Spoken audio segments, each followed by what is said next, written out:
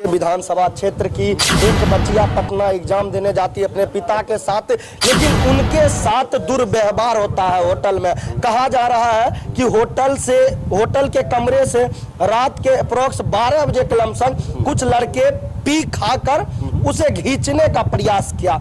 क्या कुछ अभी देखिए, जैसे कि मैं अभी बता रहा था, यह भी जो क्राइम अगर अभी इनिशियल अंडरस्टैंडिंग है मेरी भी, हमको भी कुछ बातें ही पता चली है। अभी तक मेरी बात लड़के के पिताजी से नहीं हुई है, हालांकि शायद आज वो मिलना चाहते हैं और बात होगी और उसमें भी आगे कार्रवाई भी हो रही है। लेकिन ये भी जो क्राइम मतलब ये जो विवाद है, अगर आप ये देखिए तो ये मुझे नहीं लगता कि ऑर्गेनाइज्ड रूप से हुआ है। ये कहीं ना कहीं अनऑर्गेनाइज्ड रूप से इन्फ्लुएंस में कुछ बच्चे ने आकर करके, बच्चे नहीं ऑब्वियसली वो मतलब कि उत्पाती बच्चे ही होंगे, उसी तरह के क्रिमिनल माइंडेड बच्चे होंगे, लेकिन उन्होंने आकर करके कुछ छेड़खानी करने का प्रयास किया।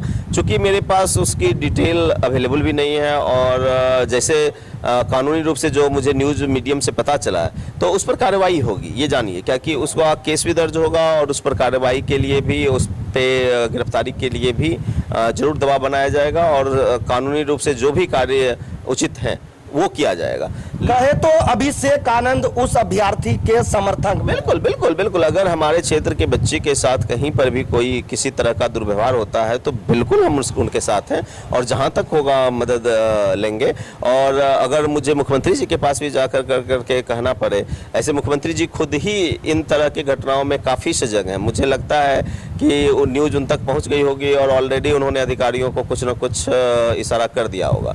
लेकिन बहरहाल जो भी स्थिति है उसके तह में जाने की ज़रूरत है, क्योंकि बहुत सारी रिपोर्टिंग जो मीडिया के थ्रू होती है, जो जस्ट कुछ बातों के थ्रू होती है, एक पक्षीय होती है, उन बातों पे पूरी तरह से मैं एक तरफा नहीं जाता हूँ। मुझे दोनों तरफ की स्टोरी सुननी होती है और रियलिस्टिक घटना क्या हुई क्या नहीं वो पता करने की भी आवश्यकता है और किस परिस्थिति में हुई। लेकिन जो भी कानूनी रूप से कार्य करने की आवश्यकता होगी बिल्कुल की जाएगी। कहा जानकारी के अनुसार पूरे 21 राज्य में एनडीए का सरकार है, फिर भी इस तरह से घटना लगातार कहीं ना कहीं, जैसे यूपी में कुछ दिन पहले हो गया, मणिपुर की बात कर ले, लगातार कहीं ना कहीं होते जा रही है, तो फिर इस पे कुछ खास सरकार क्यों नहीं नियम लागू कर रही है? देखिए नहीं, बहुत सारी बातें हैं। पहली बात तो अगर किसी दूसरे कंट्री की बात करें, डेवलप्ड कंट्री की बात करें, तो वहाँ पर भी क्राइम तो होता ही है। बहरहाल आपको अगर मैं जानकारी दूँ तो यूएस जो कि सबसे दुनिया का पावरफुल कंट्री माना जाता है, उसमें हर 300 व्यक्ति पे एक व्यक्ति अपने जीवन काल में गोली से मारा जाता है। 300 व्यक्ति में मतलब कि अगर 1000 व्यक्ति हैं गाँव में तो समझिए कि उसमें से 3 व्यक्ति की मौत गोली से होगी। ये उनका क्राइम रेट है। तो कहीं ना कहीं जो डेवलप्ड कंट्री है वो भी क्राइम फ्री नहीं हो सकते। क्राइम फ्री होना बहुत ही मुश्किल है। और भारत तो विविधताओं का देश है। यहाँ पर कितनी संस्कृतियाँ हैं, कितने भाषा बोलने वाले लोग हैं, कितनी जातीय और धार्मिक विविधताएं हैं। हर 10 किलोमीटर पर हमारे लैंग्वेज में बदलाव हो जाता है। तो भारत एक ऐसी कंट्री है जहाँ पर बहुत सारे विचार, धर्म को मानने वाले लोग, बहुत सारे विचारों के अलग अलग विचारों को में विश्वास करने वाले लोग हैं। तो यहाँ पे कन्फ्रंटेशन ज़्यादा होना थोड़ा स्वाभाविक भी है।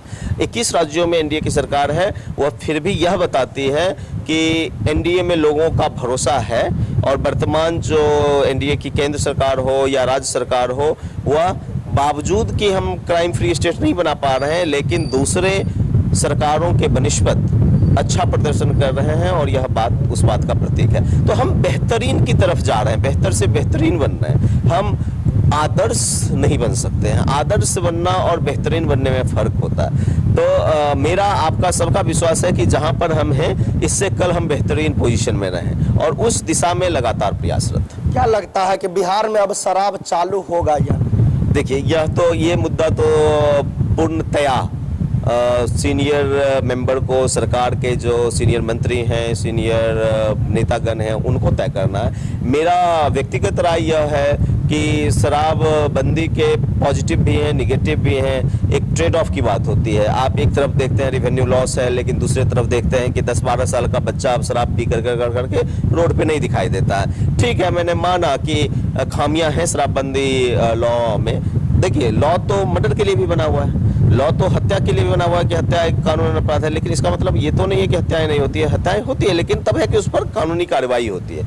उसी तरह से शराबबंदी भी कानून है, शराबबंदी पूरी तरह से खत्म नहीं किया जा सकता है, मतलब शराबबंदी कानून को पूरी तरह लागू नहीं किया जा सकता है। शराब मिल रही है, लेकिन जहाँ पे पकड़े जा रहे हैं वहाँ पर कानूनी कार्रवाई हो रही है। अब रही बात कि उसका पॉजिटिव और नेगेटिव का, तो देखिए ये एक ट्रेड ऑफ की बात है, और ट्रेड ऑफ दो भिन्न भिन्न चीज़ों में है। एक तरफ रेवेन्यू लॉस है, लेकिन दूसरी तरफ जैसे कि शराबबंदी के बाद, ठीक है, शराब मिलने के बावजूद हम कम से कम यह तो देखते हैं कि 12 साल 14 साल 15 साल का बच्चा पहले जिस तरह से धड़ल्ले शराब पीता था, अब वो नहीं होता है।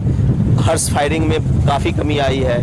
बारातियों में जो लड़ाई झगड़े की नौबत होती थी, शराब पी करके खुला प्रदर्शन होता था और रोड पर गाली गलौज होता था, वो सीनरी नहीं दिखता है। तो अब अगर पी भी रहे हैं तो कम से कम छुप कर करके पी रहे हैं, शांतिपूर्वक पी रहे हैं, तो वो इम्पैक्ट तो है समाज पे, वो तो पॉजिटिव है। तो ये पॉजिटिव और ये निगेटिव, इसमें ट्रेड ऑफ करने की बात होती है। माननीय पूर्व मुख्यमंत्री नीतीश कुमार जी को कहीं लगा कि नहीं बंदी में ज़्यादा फायदा है तो उन्होंने किया। आगे भविष्य में उसका निराकरण किया जाएगा। अगर लगेगा कि नहीं अब बहुत दिन हो गया और इसको थोड़ा सा ढिलाई किया जाए या किया जाए तो हो सकता है वो करे, लेकिन ये निर्णय ना मेरा है ना आपका है, ये कैबिनेट तय करेगी, सीनियर लीडर्स तय करेंगे।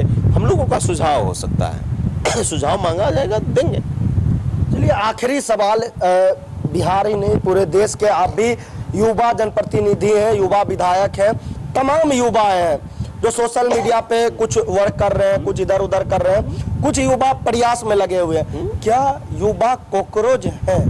बिल्कुल नहीं। देखिए ये तो बताने की बात होती है, युवा कॉकरोच से कंपेयर करना तो बिल्कुल ही गलत है, कहीं न कहीं भावना को ठेस पहुंचाता है। लेकिन मतलब मेरा ये है, सरकार लगातार युवाओं पे फोकस है। देखिए किसी भी कंट्री में अगर आप देखिए तो हाईएस्ट लेवल ऑफ जो एम्प्लॉयमेंट होता है वो सरकारी एम्प्लॉयमेंट, गवर्नमेंट एम्प्लॉयज़, वो 2% से कम ही है। अगर आप यूएस की बात करें, यूरोपियन कंट्रीज़ की बात करें तो वहाँ पे 1% के आसपास है जो कि गवर्नमेंट एम्प्लॉय हैं। हमारे देश में लगभग 2% के आसपास है नेशनल लेवल पे, और बिहार में 2.8% है जो कि नेशनल लेवल से भी हाइयर है। तो अगर युवा के रोजगार को डायरेक्टली गवर्नमेंट एम्प्लॉयमेंट से जोड़ करके देखिएगा तो 100 में 3 दे रहे हैं, वह एक तरह से विश्व के सभी मानक में हाईएस्ट है। तो आप इस 3 को बहुत बढ़ा लीजिएगा, 3.5 कर लीजिएगा, 4 कर लीजिएगा, लेकिन 96 लोग को तो कहीं न कहीं एम्प्लॉयमेंट प्राइवेट सेक्टर में या अन्य बिजनेसेस में ढूंढना पड़ेगा। तो हमारी सरकार बहुत ही तत्पर है कि किस तरह से प्राइवेट एवेन्यू को बढ़ाया जाए, प्राइवेट इन्वेस्टमेंट को बढ़ाया जाए। प्राइवेट में जो जॉब बाहर, अगर हम बेंगलोर या हैदराबाद की बात करें तो वहाँ पर 10 लोग अगर जॉब कर रहे हैं आज, तो 3 बिहारी उसमें जॉब कर रहे हैं। फर्क केवल इतना है कि वो बिहार के अंदर नहीं करके हैदराबाद में जाकर कर रहे हैं। हमारी सरकार की प्राथमिकताओं में से एक है कि उन सारे जॉब को हम बिहार लेकर करके आएँ और वैसी ही अपॉर्चुनिटी बिहार में लाएं, ताकि कम से कम जो लोग ऑलरेडी शिक्षित हैं, जॉब कर रहे हैं, उनको बिहार से बाहर जान करके फोर्सफुली, क्योंकि यहाँ पे अपॉर्चुनिटी नहीं जाना पड़े। वो बिहार में अगर इच्छुक हैं, इच्छा रखते हैं कि बिहार में ही जॉब करें, तो उनको वो संसाधन मुहैया कराया जाए। इस पर हम लोग लगातार काम कर रहे हैं। देखिए जो 90 से 2005 का दौर रहा, उसने अनफॉर्चुनेटली बिहार को इतना पीछे ढकेल दिया कि माननीय मुख्यमंत्री जी को, जो पूर्व मुख्यमंत्री नीतीश कुमार जी को जो बिहार मिला था, वो बिहार को धीरे धीरे ठीक करने में ही एक बहुत बड़ा लंबा समय लग गया। आप मानिए चाहे नहीं मानिए, लेकिन राज्य की स्थिति को जिस स्थिति में थी, वहाँ से 15 से 20 साल में जो मुख्यमंत्री जी लेकर करके आ गए थे, वो मतलब हम लोग कभी सोच नहीं सकते थे। हम लोग तो होपलेस थे, उस जनरेशन से आते हैं तो हम लोग तो होपलेस थे। अब जो माननीय मुख्यमंत्री सम्राट चौधरी जी को जो बिहार मिला है, वो कम से कम लॉलेसनेस नहीं है, यहाँ पे लॉ एंड ऑर्डर है। यहाँ से इनके लिए करने के लिए बहुत अच्छी प्लेटफॉर्म मिली है। तो मुझे पूर्ण विश्वास है कि ये सुशासन से समृद्धि तक का रास्ता सफर करने में माननीय मुख्यमंत्री सम्राट चौधरी जी अग्रतर भूमिका निभाएंगे, और उस दिशा में युवाओं पर फोकस है, जॉब पर फोकस है, उद्योग पर फोकस है, और यही बिहार का भविष्य बनने जा रहा है। आने वाले समय में आप देखिएगा कि इस पर काम होगा। चलिए अभी हमारे साथ चरिया बरियारपुर विधानसभा के युवा विधायक कहा जाता है, कुछ लोग पहला बाइट किए थे तो उसमें कुछ लोग कह रहे थे कि हम बस थोड़े से हम लोग नाराज हैं कि आपको कुछ बड़ा पद नहीं, मंत्री वगैरह नहीं बनाया गया। हमने आपको स्क्रीनशॉट भी भेजा था। जी देखिए फिर वही बात हो जाती है कि जब 243 में 202 एनडीए के साथी जीत करके आए हों और कई सारे लोग उसमें बहुत ही सीनियर हों, तो ठीक है, क्षुब्धता है। योग्यता के आधार पर, कई आधार पर हम लोग भी डिजर्विंग कैंडिडेट की लिस्ट में माने जा सकते थे और हमने प्रयास भी किया, लेकिन बहरहाल यह एंड ऑफ द वर्ल्ड तो नहीं है। हम लोग की राजनीतिक पारी की शुरुआत हुई है और आगे बहुत कुछ करने के लिए है। और जो भी कार्य की बात होती है तो हमारे रिश्ते सारे माननीय मंत्रियों से अच्छे हैं, और क्षेत्रीय कार्य हो या जनता का कार्य हो, कहीं पर यह चीज़ बाधा नहीं बनने वाली है। तो हम बहुत ही आशान्वित लोग हैं, लंबी पारी खेलना चाहते हैं, उसमें आकांक्षा रखना अच्छी बात है, महत्वाकांक्षा रखना गलत बात है। बस इतना ही कहूँगा। चलिए, अभी हमारे साथ बेगूसराय जिले के सबसे कम उम्र के विधायक अभिषेक आनंद है। बाकी इनसे हमने आज कई मुद्दे पे बातचीत किया। बाकी इनके बारे में आपका क्या राय है, कमेंट बॉक्स में अपनी राय जरूर दे। तो इसी तरह का न्यूज़ पाने के लिए जुड़े रहे BBL न्यूज़ के साथ। धन्यवाद। जय हिंद।